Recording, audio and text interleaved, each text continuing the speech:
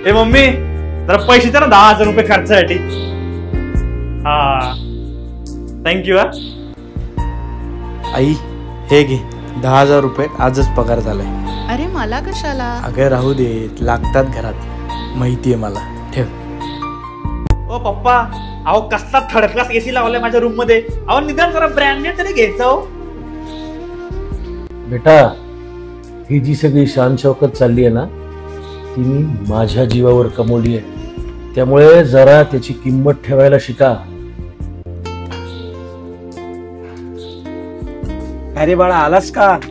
बाबा एक good news आहे. काय रे? आपण आपलं स्वतःच 2 BHK घर बुक केलंय. काय बोलतोस? अहो बघताय काय, महिन्याभरात आपल्याला तिकडे शिफ्ट व्हायचंय.